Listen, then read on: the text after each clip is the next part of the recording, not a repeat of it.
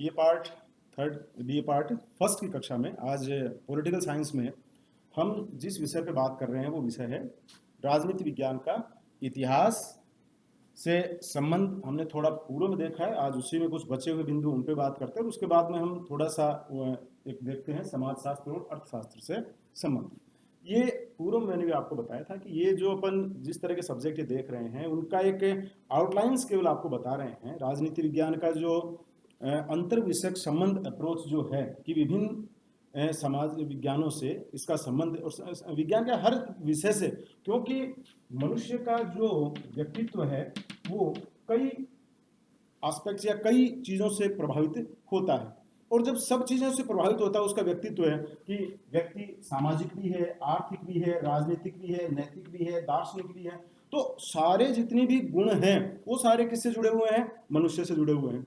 तो मनुष्य से जब गुण जुड़े हुए हैं तो हम किसी भी सब्जेक्ट को मनुष्य के जिस तरीके से व्यक्तित्व से हम किस चीज को अलग करके नहीं देख सकते, क्योंकि उस संपूर्णता का जो प्रभाव है वो उसके एक एक भाग पे दिखाई हमें देता है और एक एक भाग का प्रभाव उसकी संपूर्णता पे दिखाई देता है। ये जो एक अवधारणा है वो हमारे सब्जेक्ट पर भी लागू है। तो चूंकि आपको ध्यान में है कि हम जिन विषयों का अध्ययन करते हैं वो विषय विभिन्न क्षेत्रों का अलग अलग, ये जितने भी अध्ययन हमने बांटे हैं, अर्थशास्त्र जो हमने विषय लिया, समाजशास्त्र हमने विषय लिया, ये विषय क्यों लिए? ये विषय इसलिए बनाए हैं ताकि हम इन चीजों में विशेषज्ञता के साथ एक विशेष थीम में जाके, एक विशेष क्षेत्र में जाके गहनता से उसका अध्ययन करके उसे मानव समाज के कल्याण के लिए हम लगा सके। तो आप देखेंगे कि जितने भी, चाहे वो साइंस हो, चाहे कला हो, कला के सब्जेक्ट हो, अर्थशास्त्र समाजशास्त्र हो, चाहे वो कॉमर्स के सब्जेक्ट हो, सबका जो अंतिम उद्देश्य है वो है मानव का कल्याण करना, मानव के व्यक्तित्व का विकास करना। तो कल्याण और विकास की जो अवधारणा है उससे जुड़े हुए ये सारे सब्जेक्ट हैं। ठीक है, इन सारे सब्जेक्ट्स को हम इस तरीके से इनको हम पढ़ते हैं। तो ये केवल जैसे आप देखते हैं कि विभिन्न, जब आप एक तो सामान्यज्ञ होते हैं और एक विशेषज्ञ होते हैं। हम जैसे मान लीजिए हमें किसी, आप कई बार देखते हैं कि आपको हड्डी से संबंधित कोई व्यक्ति है उसको कहीं दिखाना हो तो वो सबसे पहले देखेगा कि जो हड्डी रोग विशेषज्ञ है वो उससे सलाह ले, क्योंकि वो मानता है कि वो उस क्षेत्र में वो बेहतरीन तरीके से गए हैं। एक जो डॉक्टर एमबीबीएस करते हैं वो सारी चीज़ों को सामान्य लेके चलते हैं, फिर अपने स्पेशलिस्ट जब वो एक स्पेशलाइजेशन किसी विशेष क्षेत्र में करते हैं तो फिर उन्हीं चीज़ों का, जैसे मान लीजिए अब शरीर का इतना बड़ा पार्ट है तो उसमें एक व्यक्ति ने केवल हड्डियों को चुना, एक व्यक्ति ने केवल मस्तिष्क को चुना, अब उसके ऊपर वो डिटेल से अध्ययन कर रहे हैं। तो हमारे सब्जेक्ट भी बिल्कुल उसी तरीके से हैं। इन सब्जेक्ट्स का तो निश्चित रूप से इनका अंतर संबंध है वो मिलेगा। ठीक है ना, शरीर में कहीं भी एक बीमारी है तो उसके 50 कारण हो सकते हैं। उन 50 कारणों को जानने के लिए सभी चीज़ों का जो जांच है जैसे अपन करते हैं वैसे ही हम ये सब्जेक्ट है। तो इसमें स्पेशली मैंने आपको बताया था कि राज्य के बारे में जब हम चिंतन करते हैं, राज्य के बारे में जब हम कोई थ्योरी डेवलप करते हैं, राज्य के बारे में जब हम सिद्धांतों का निर्माण करते हैं, अपना अध्ययन करते हैं, तो उस समय हम स्पेशली एक सब्जेक्ट उसके लिए हमने बनाया राजनीति विज्ञान। लेकिन अन्य विज्ञानों से हम उसे अलग नहीं कर सकते। तो अभी हम बात कर रहे थे, इससे पूर्व वीडियो में हमने देखा था इतिहास और राजनीति विज्ञान का संबंध। उनमें कुछ चीज़ें जो और हैं उन पर भी अपन डिस्कशन कर लेते हैं। तो उसमें हमने देखा था कि जो भूतकाल में जो राजनीति थी वही आज का इतिहास है। आज हम इतिहास में क्या पढ़ते हैं? प्राचीन काल की राजनीति पढ़ते हैं हम। आप देखिए, शुरू से आप देखिए, प्राचीन भारत में हम देखते हैं कि मगध किस तरीके से थे, मौर्यों की राजनीति क्या थी। तो ये जितने भी वो उस समय तात्कालिक वो क्या थी, वो राजनीति थी। राज्य और व्यक्ति के संबंध थे, राज्य और राज्यों के संबंध थे। तो उस समय वो यदि तात्कालिक अध्ययन होता तो आज के संदर्भ में यदि हम बात करें तो वो अध्ययन किसका था? वो राजनीति विज्ञान का। लेकिन आज हम जब उन्हीं घटनाओं का अध्ययन करते हैं तो हम वो किससे कर रहे हैं? हम वो घटना का अध्ययन किस में कर रहे हैं? वो हम करते हैं इतिहास में। तो इस तरीके से राजनीति विज्ञान और इतिहास अलग विषय नहीं है, बल्कि एक दूसरे से जुड़े हुए विषय हैं। ठीक है, तो उसी क्रम में हमने देखा था कि राजनीतिक जो संस्थाएं हैं उनके बारे में हम जब जानते हैं तो राजनीतिक संस्थाओं के बारे में भी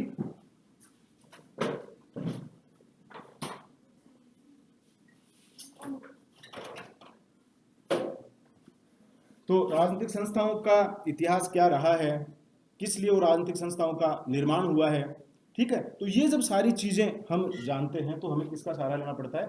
इतिहास का। तो राजनीति विज्ञान को समझने के लिए, राजनीति विज्ञान के सिद्धांतों का निर्माण करने के लिए, राजनीति विज्ञान के आगामी जो पथ प्रदर्शन के लिए, जो भूतकालीन जो घटनाएं हैं उनके लिए हमेशा हम इतिहास का सहारा लेते हैं। ठीक है, तो बड़ी बड़ी जो समस्याएं राजनीति विज्ञान में जो आती हैं, उन समस्याओं का समाधान भी हम किसके माध्यम से ढूंढते हैं?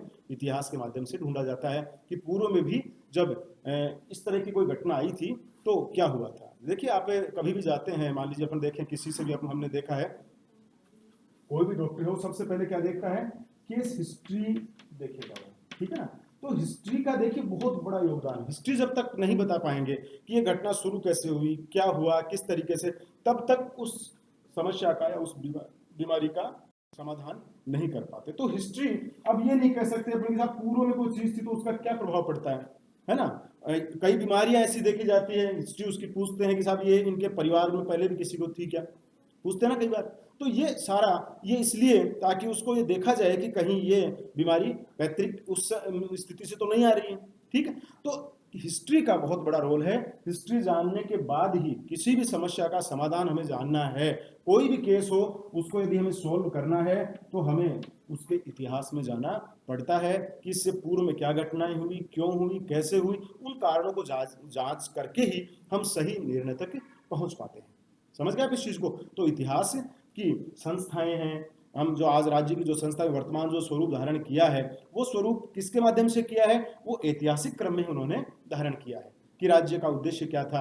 हर राज्य ने अपने अपने पथ जो पकड़े हैं, वो उसमें उनके इतिहास का बहुत बड़ा रोल है। उनका जो इतिहास रहा, उनके इतिहास में जो जिस तरह के क्रियाकलाप रहे, इतिहास में लोगों की जिस प्रकार की संस्कृति रही, जिस प्रकार के इतिहास में उन लोगों का जो नेचर रहा, वही आगे से आगे समाजीकरण के माध्यम से बढ़ता गया।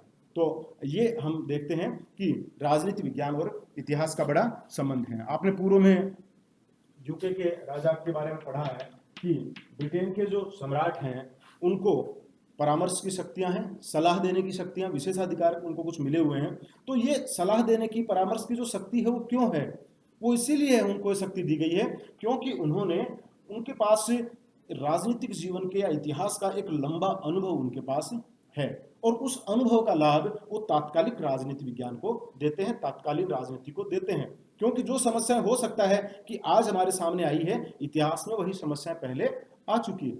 तो हम इतिहास का अध्ययन सबसे पहले करते हैं। अभी भी आपने देखा होगा कि जब कोविड काल आया, उसमें जैसे ही कोरोना काल एक महामारी का रूप धारण किया, तो पूर्व की महामारियों के अध्ययन उसमें किए गए कि उन समय किस तरीके से महामारियों पर काबू पाया गया था, क्या सिस्टम किया गया था, उन्हीं को और बेहतरीन तरीके से लागू करके इन चीज़ों पे कंट्रोल किया जा रहा है। तो बेसिक चीज़ें आप समझ गए होंगे कि इतिहास का बहुत बड़ा रोल है। इतिहास आप कह सकते हैं, आप बता सकते हैं कि इतिहास एक तरीके से राजनीति विज्ञान की प्रयोगशाला के रूप में है। ठीक है, प्रयोगशाला का मतलब एक लेबोरेटरी, जहां यदि हमें प्रयोग करके देखने हैं तो वो हम पूर्व की घटनाओं को ही अपन उन चीजों का उदाहरण देते हैं कि ये देखिए पूर्व में ऐसा उन्होंने क्या किया, ऐसा हो गया, उस राजा ने निरंकुशता की तो वहां पे क्रांति हुई। अब क्रांति समझाने के लिए आपने अरस्तु को पढ़ा है, तो अरस्तु ने जो अपने सिद्धांत, जो उसने संविधानों का 6 भागों में वर्गीकरण किया, वो किस आधार पर किया? संविधान का जो उन्होंने 6 भागों में वर्गीकरण किया, उसका मुख्य बेस क्या था? उनका बेस उन नगर राज्यों का इतिहास रहा कि किन नगर राज्यों में जहां लिबरलिज्म था वहां किस तरीके से डेवलपमेंट हुआ, जहां डेमोक्रेसी में समस्याएं आई तो किस कारण से आई। तो वो कारण उन्होंने बताए, उन्होंने अपने सिद्धांतों में बताया कि यदि राजा निरंकुशता करता है तो ऐसा होगा।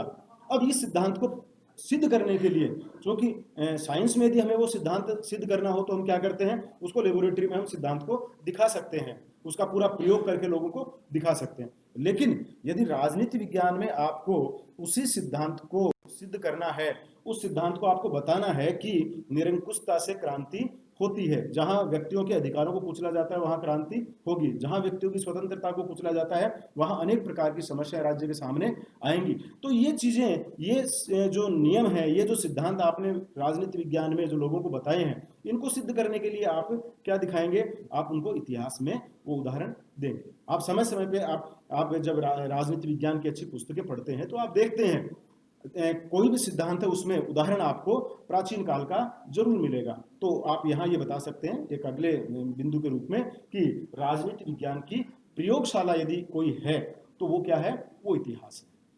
समझ गए आप इस चीज को, वो इतिहास है। इतिहास में हम राजनीति विज्ञान की घटनाओं को तत्कालीन जो समसामयिक या वर्तमान जो घटनाएं हैं उनके साथ हम उन्हें मैच करते हैं, उनकी तुलनाएं करते हैं, उनका विश्लेषण करते हैं, और विश्लेषण करने के बाद में जो भी निष्कर्ष निकलते हैं उन निष्कर्षों के आधार पर हम क्या करते हैं, सिद्धांतों का निर्माण करते हैं। जैसे मान लीजिए भारत में, तो अब हमने भारत में जब स्वतंत्रता आंदोलन जिस समय चल रहा था, तो स्वतंत्रता आंदोलन के दौरान और उससे पूर्व भारत ने दो बहुत बड़ी चीजें थी जिन्होंने भारत के डेवलपमेंट में बहुत बड़ी बाधा उस समय पहुंचा रखी थी, और वो थी धर्म और जाति। यहां तक कि भारत और पाकिस्तान दो देश भी जो बने वो धार्मिक आधार पर बने, आपने पूर्व में पढ़ा है। ठीक है, तो ये सबक हमने कहां से लिया, जब संविधान का निर्माण किया जा रहा था तो हमने वो घटनाएं, पुरानी घटनाएं हमारे सामने थी कि इन चीजों से राष्ट्र के एकीकरण में बाधाएं उत्पन्न हो सकती है, इन चीजों से राष्ट्र की संप्रभुता में बाधाएं उत्पन्न हो सकती है।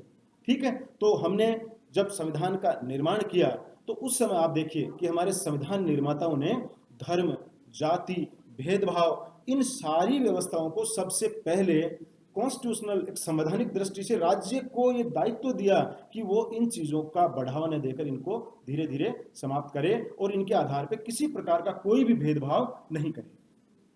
क्लियर है चीज? तो ये हम देखते हैं कि जब राज्यों के लिए अब संविधान क्या है, संविधान राजनीति का विषय है, लेकिन संविधान का निर्माण करने से पूर्व जिन घटनाओं का अध्ययन करके उन उपबंधों को हम ऐसे, जब संविधान का निर्माण हुआ तो दिन रात डॉक्टर अंबेडकर साहब के सानिध्य में जिस तरीके से जो कार्य हुआ, उनके मार्गदर्शन में उन्होंने खूब मेहनत करके वो सारे विश्व की वो सारी अच्छाइयां यहाँ लाने की कोशिश की जो यहाँ की बुराइयों को मिटा सके, और उसको उन्होंने किसमें, संविधान में जगह दी, ताकि संवैधानिक दृष्टि से राज्य उन कार्यों को पूरा कर सके और उन समस्याओं से देश को मुक्ति दिलवा सके। समझ गए आप इस चीज को? तो ये इसमें आप देखते हैं कि तत्कालीन राजनीति विज्ञान में जो पथ प्रदर्शन का कार्य है, तत्कालीन राजनीति विज्ञान में जो राजनीति के नियम, नीति, निर्माण जो बनते हैं, उन सबको बनाते समय भी इतिहास का बहुत बड़ा रोल होता है। तो नीति निर्माण का जब होता है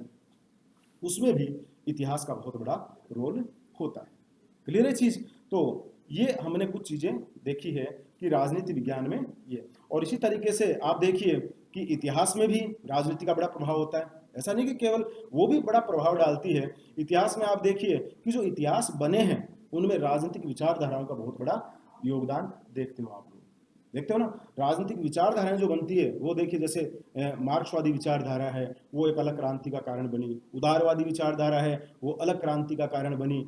तो इस तरीके से स्वतंत्रता, समानता, बंधुता, समानता, न्याय, स्वतंत्रता, इन सब को लेकर हमेशा से विभिन्न राज्यों में अलग अलग विचारधाराएं रही है, और उन्हीं राजनीतिक विचारधाराओं ने अपना महत्वपूर्ण, उन्होंने अपनी भूमिका अदा की, और महत्वपूर्ण भूमिका अदा करने के बाद में उन विचारधाराओं ने एक ऐसा स्थान बनाया और ऐसी घटनाएं उनके कारण उत्पन्न हुई कि वही आज इतिहास हमें देखने को मिलता है। तो हम ये देखते हैं कि राजनीति विज्ञान में इतिहास का जितना प्रभाव है, उसी तरीके से आप देखेंगे कि इतिहास के निर्माण में भी राजनीतिक जो घटनाएं हैं, राजनीतिक जो विचारधाराएं हैं, राजनीतिक जो नीति निर्माण है, ये सारे, मैंने बताया ना पूर्व में भी आपको कि आज के जितने भी नीति निर्माण है, जितनी भी घटनाएं हैं, जितनी भी विचारधाराएं हैं, उनका इस समाज पे जितना प्रभाव पड़ेगा, जो क्रियाकलाप इसमें होंगे, जो घटनाएं घटित होंगी, जो विकास होंगे, वो सारे किसमें शामिल होंगे, वो आने वाले समय में वही सारी चीजें इतिहास के रूप में विद्यार्थियों को पढ़ाई जाएगी। समझ गए आप इस चीज को? तो हम बड़े आराम से आप इसको क्लियर कर सकते हैं। ये प्रश्न काफी बहुत बार आता है। हम नेक्स्ट वीडियो में इसकी बात करेंगे, अर्थशास्त्र और समाजशास्त्र की। अभी आज हमने एक बार कुछ पॉइंट जो पूर्व में रहे थे इतिहास के, वो आज हमने डिस्कशन किए हैं। ठीक है, तो नेक्स्ट जब हम देखेंगे इन्हीं चीज़ों को, तो चूंकि पूर्व में भी आपसे बात मैं इस बारे में कर चुका हूं कि ये एक बड़ा प्रश्न आपके राजनीति विज्ञान में आता है बीए पार्ट फर्स्ट में, कि राजनीति विज्ञान के अंतर अनुशासनात्मक जो विषय क्षेत्र है उसको स्पष्ट करिए। या तो ऐसा प्रश्न आता है तो आप सभी को बताएंगे समाजशास्त्र के साथ क्या संबंध है, मनोविज्ञान के साथ क्या संबंध है, इतिहास के साथ राजनीति विज्ञान का क्या संबंध है। तो उस समय तो आप इनको लगभग मान लीजिए 100 पेज में, 1.5 पेज में आप इनको बता सकते हैं, ठीक है। और यदि बड़ा प्रश्न आता है, अकेला प्रश्न आता है, तब आपको इन चीज़ों को बड़े काफ़ी विस्तार से इनका वर्णन करना है। जैसे इतिहास का आता है तो परंपराएं, लेबोरेटरी, ये सारा प्राचीन काल का, संस्थाओं का, राज्यों की उत्पत्ति, राज्यों के उद्देश्य, ये हमें सब बताने पड़ेंगे। कैसे इन सब के बारे में जानकारी हमें कहाँ से मिलती है? इतिहास से मिलती है। और इतिहास किन चीज़ों से मिलकर बनता है? तत्कालीन राजनीतिक जो घटनाएं हुई उनसे मिलकर इतिहास बनता है, ठीक है। तो ये आज हमने जो एक छोटा सा टॉपिक हमारा बच गया था, राजनीति विज्ञान और इतिहास का संबंध, उनको हमने एक बार दोबारा से थोड़ा सा देखा है। नेक्स्ट वीडियो में हम बात करेंगे राजनीति विज्ञान का अर्थशास्त्र और समाज शास्त्र से संबंध, ठीक है।